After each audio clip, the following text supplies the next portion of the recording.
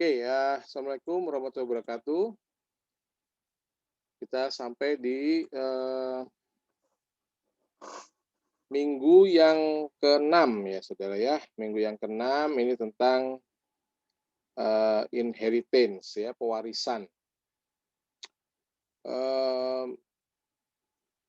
Topik bahasan kita di minggu yang ke-6 ini adalah menjelaskan inheritance pada Python, kemudian bagaimana membuat inheritance class pada Python, overriding, lalu overriding method dan multiple inheritance ya.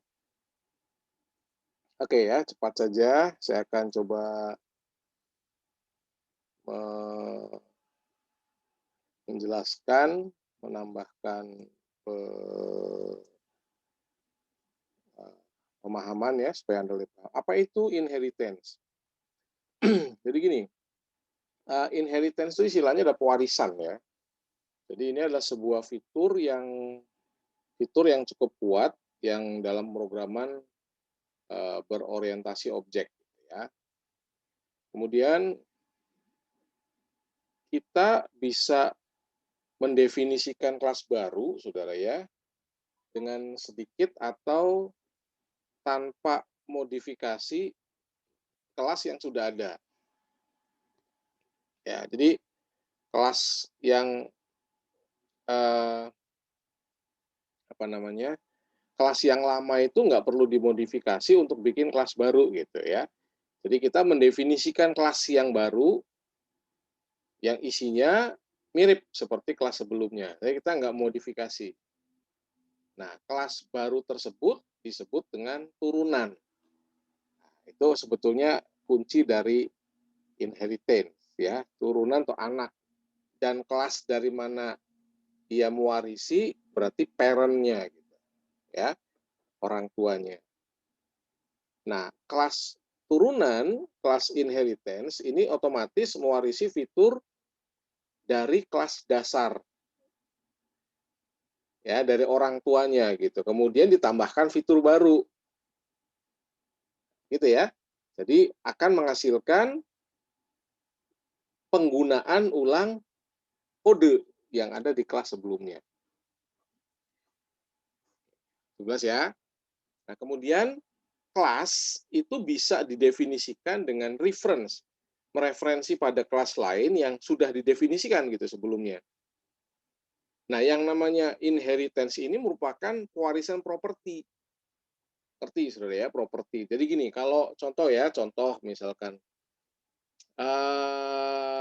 mobil tuh punya mesin, punya ban, punya setir gitu ya, kaca spion dan sebagainya. Nah, mobil satu ya, mobil dua ini akan mewarisi properti dari mobil satu. Itu properti. Jadi dia akan mewarisi properti dan metode pada kelas yang diperoleh dari kelas yang sudah terdefinisi. Itu ceritanya begitu, ya.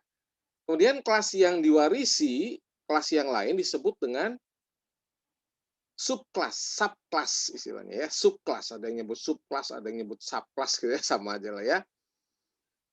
Sedangkan kelas yang mewarisi disebut superkelas. Cukup jelas ya saudara ya, mewarisi dan diwarisi ya. Oke, jadi hati-hati ya. Nah, salah satu keuntungan dari inheritance adalah bahwa si subkelas dapat merubah atau memodifikasi apa yang telah diwariskan oleh superkelas, oleh bapaknya gitu, saudara. Ya, jadi bapaknya punya apa, itu dimodifikasi sama dia. Itu keuntungan dari inheritance. Ya kan seperti itu. Baik, ini penjelasan dari inheritance ya. Nah, ilustrasi yang otomatis akan kelihatan jelas bahwa apa? Kelas A, ini kelas B. Kelas B mewarisi, otomatis akan mewarisi isi dari kelas A. Ini single inheritance. Ya kalau di bahasa Indonesia kan itu adalah pewarisan. Jadi kelas yang terdiri dari variabel dan fungsi dapat menurunkan kelas lain yang sama persis gitu. Jadi kayak cloning, saudara. ya, cloning ya gitu ya. Nah, kemudian cara pewarisan sebuah kelas itu dengan cara ya nulis nama kelas yang akan diwarisi pada deklarasi kelas. Contoh ya, ini kan saya bikin ada kelas contoh ya, ini ada kelas base class. Ini bodinya lah ya, bla bla bla bla bla gitu kan, ini gambarannya ya, bentuk umumnya. Kemudian saya bikin nih kelas baru nih, anaknya nih saudara, subkelasnya ya.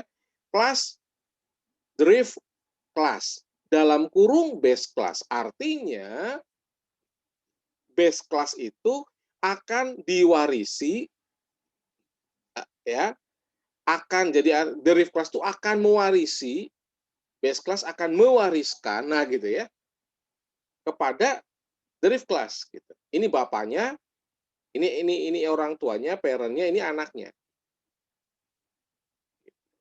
Cukup jelas ya. Oke, ini contoh penulisannya.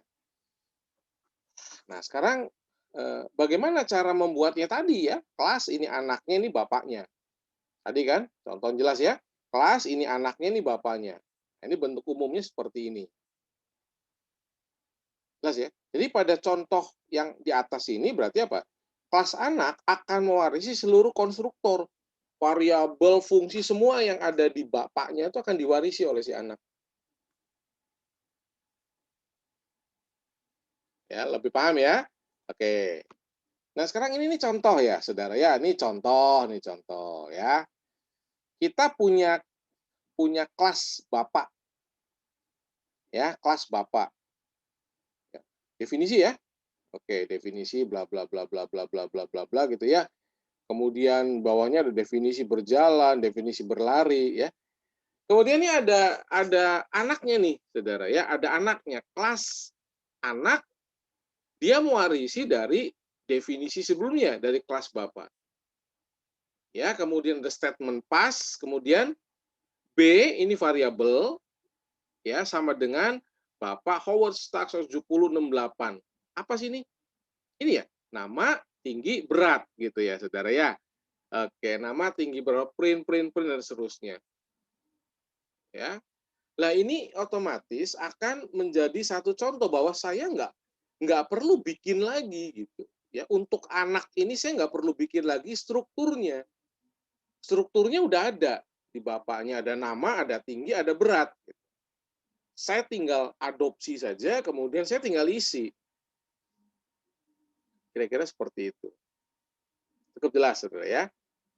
Oke, silakan dicoba gitu kan. Silakan dicoba ya. Buat orang kalian yang sudah coba sebelumnya, ya. Oke, kemudian ini ada contoh inheritance ya. Contoh inheritance ya. Ini ya contoh poligon ya. Kalau Anda dengar poligon apa ya? Angka tertutup dengan 3 sisi ya. Jadi ada ruang tertutup dengan 3 sisi, poligon ya. Poligon, namanya poli ya. Poligon itu satu bangun ruang yang sisinya banyak, tuh poligon. Katakanlah kita punya kelas yang disebut poligon yang punya didefinisikan sebagai berikut. Ya, punya atribut data untuk nyimpan jumlah sisi, betul ya? Jumlah sisi n dan besarnya masing-masing sisi sebagai daftar isi. Ya, metode input side ngambil besarnya masing-masing sisi dan juga deep side akan menampilkan dengan benar. Kemudian segitiga adalah poligon dengan 3 sisi ya. Kalau 3 sisi ya minimal bangun ruang itu terdiri dari 3 sisi ya. Kecuali lingkaran ya saudara ya. Jadi kalau bangun ruang yang garis lurus ya, untuk membentuk satu bangun ruang itu minimal harus ada 3 sisi. Maksimal nggak terbatas ya. Jadi kita bikin kelas yang disebut triangle yang mewarisi dari poligon.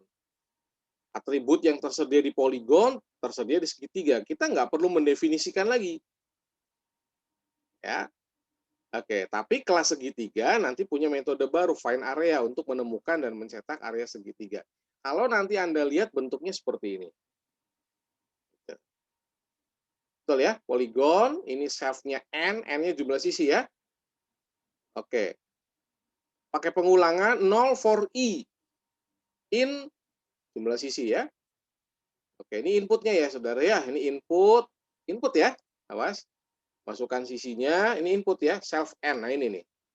Ini kan variabelnya ya. Oke, kemudian nanti diulang di sini. For i in range sampai dengan ya mau berapa sisi gitu. Isinya. Mau berapa sisi. Sedangkan di dalam sini ya, dalam sini udah jelas bahwa apa? Polygon inisial self ini dimodif nih kita nih. Dimodif. Dia nggak pakai n, tapi dia langsung pakai angka 3. Kenapa? Karena sisinya adalah 3. Ya.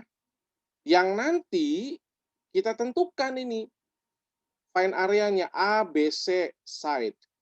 Ngitung luas A plus B plus C dibagi 2, betul ya? Kan setengah alas kali tinggi ya, sama aja ditambahin terus dibagi 2 kan? Itu segitiga. Ya areanya kalau kita lihat ya setengah alas kali tinggi ya. Tinggi dikali ini A, ini B, ini C. Oke, silakan dicoba. Kemudian ya, ini ada contoh inheritance yang lain ya. Ini kelas person, punya apa? Self, first, last. Oke ya. Nama tuh saudara ya, nama awal, nama depan, nama belakang. Nah, gitu maksudnya. Oke ya. Baik, ini contoh lagi. Ya, contoh lagi yang tadi sudah kita singgung di awal ya. Silakan nanti dicoba ya. Nah, ini contoh inheritance yang lain, saudara ya. Kita punya unggas. Unggas itu punya apa, saudara? Punya apa? Ciri-ciri unggas tuh. Hah?